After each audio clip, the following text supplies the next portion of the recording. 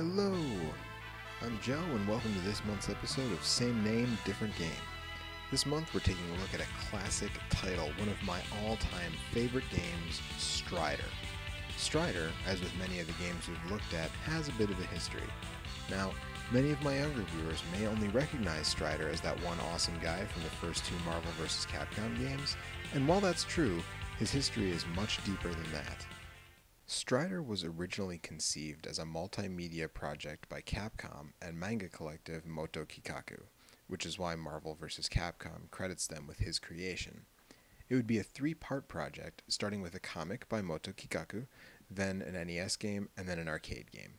Unfortunately, nowhere in the world did all three of the parts see an actual release. In Japan, the manga was published in serial format by Kadokawa Shoten. It has never been officially translated into English. This is an interesting fact, seeing as it served as the prequel to the NES game, which is our first game for this month's show. The manga introduced the characters of Hiru, Kane, and Matic, as well as others. But oddly enough, the game, which was set up by the manga, was never released in Japan for the Famicom. It remains a US-only NES title, having been released by Capcom in July of 1989. All territories got the arcade Strider. We'll get to that later. The NES game focuses on the Striders, a group of futuristic space ninja police. Yes, that is exactly as awesome as it sounds. They are, and I'm quoting here, the toughest group of people who execute acts such as infiltration, abduction, explosion, instigation, etc. Well, that's a lot of acts to be executing, so you can rest assured that they're tough. I mean, I can instigate, but I rarely explode. Anyways, you play as Strider Hiru, the youngest ever to reach Strider A class, and that means he's a stone badass.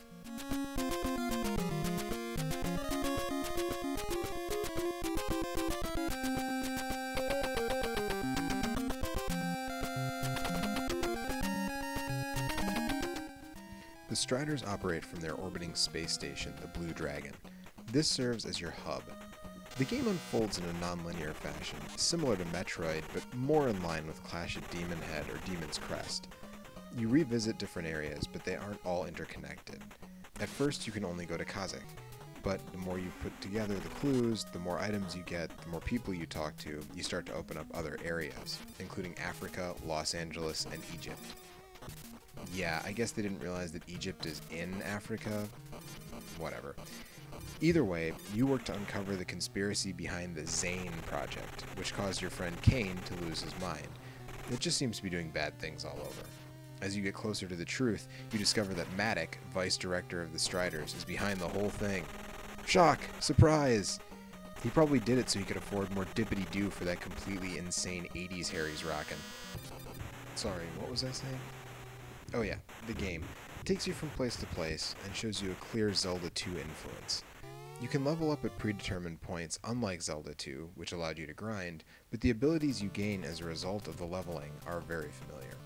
Super jumps and fire are just a couple of them. You also eventually gain 3 different pairs of boots, which you can somehow wear all at one time, a charge ability for your Cypher, and the ability to exit a level without having to go all the way back, or defeat the boss, among others.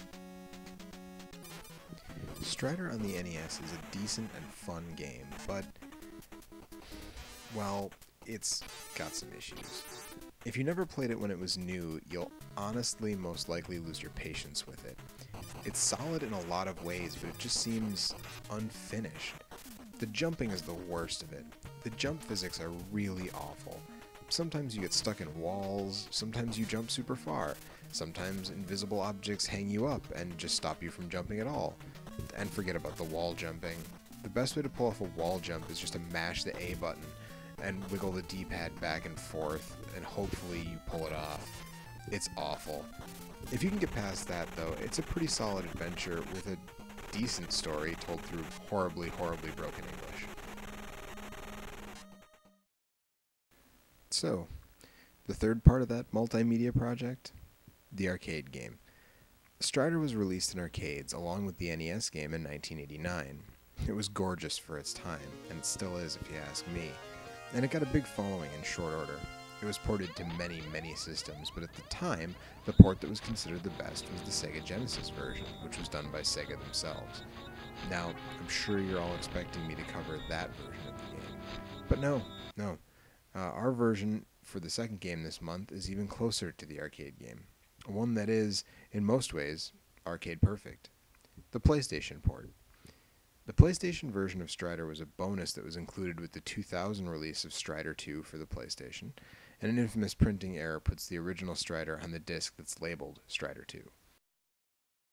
As I said, the PlayStation version is very true to the arcade, with the exception of the options screen. This screen allows for gameplay modifications that were obviously not available to the player on the coin-op machine. This includes, but is not limited to, changing the color of Hiru's outfit, having your cipher powered up at all times, and switching the music to crappy remix versions. The original music does have some minor issues in this version and is not 100% accurate to the arcade, but it's still much, much better than this tripe. Take a listen.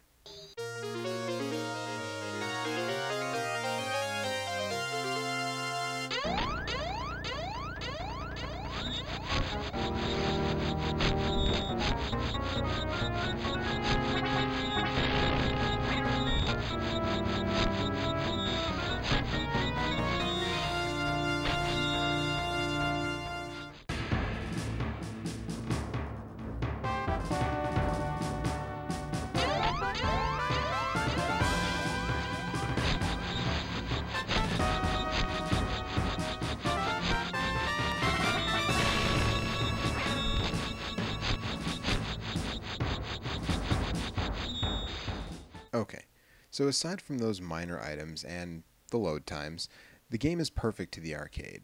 Now, the arcade game was handled by a completely different team than the NES team. Its development was headed by Koichi Yotsui, who recently did Moondiver for the PlayStation Network and Xbox Live Arcade. He didn't work within the framework of the manga or the NES game. This Strider is a totally different tale. You still play as Strider Hiru, Class A Strider, Stone Badass, and you still go globe-trotting to stop evil, but this time there's no Zane, no Matic, no Blue Dragon. There's only Grandmaster Mio and his army of evil toadies out to rule the world from his space station, the Third Moon. Okay, so I'm not altogether sure what happened to the second moon. Like, maybe it got destroyed earlier, you know, like maybe the second moon was kind of like the first Death Star, and so now the third moon is like the second Death Star in Return of the Jedi. Also, has anyone noticed a similarity between Grandmaster Mio and Emperor Palpatine? I'm just saying, they get a very similar fashion sense. Okay, so in order to stop the vile Grandmaster Mio, who has one of the most badass villain laughs in all of fiction,